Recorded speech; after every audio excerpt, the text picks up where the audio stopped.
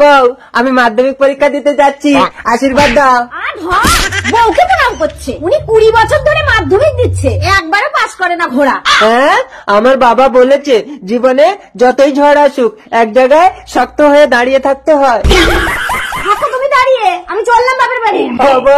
ও বউ যেও না, এবার একটা কল করেছি, আমি পাস করবই। ঠিক আছে, যদি মাধ্যমিকে পাস করো তাহলে আসবো, আর যদি মাধ্যমিকে ফেল করো আর কোনোদিনই আসবো না।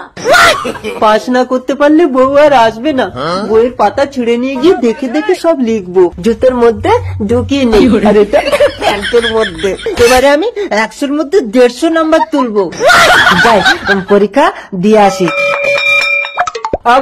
ভালো পরীক্ষা দিয়েছি, ফার্স্ট হবো। তুমি বাড়ি চলো। কি পরীক্ষা দিয়েছো? বাংলা। এই তো, এই টুকলি দেখে আমি সব লিখেছি। বাংলা পরীক্ষায় ভূগোলের টুকলি লিখে এসেছো? এই যাও। একটু করবো? কি করবে? একটু প্রণাম করবো। তোমাকে মাধ্যমিক পরীক্ষা দিতে হবে না, একবারও পাস করো না। আরে মাস্টাররা আসলে মূর্খ, লেখাপড়া জানে না, আমার পরীক্ষার খাতা কাটিয়ে দেয়। চলো না, আমি জানলা দিয়ে প্রশ্ন বলবো, তুমি উত্তর বলে দেবে। ঠিক আছে, চলো। 4 পা বিশিষ্ট পশুর নাম কি? আরে তোমার নামটা আগে লেখো। ঠিক আছে, আমি একটা 4 পা বিশিষ্ট পশু। করবি না।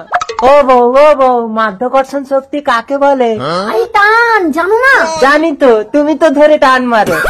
আরে কান ধরে টানার কথা বলছিলাম। বউ, জলের আর এক নাম কি?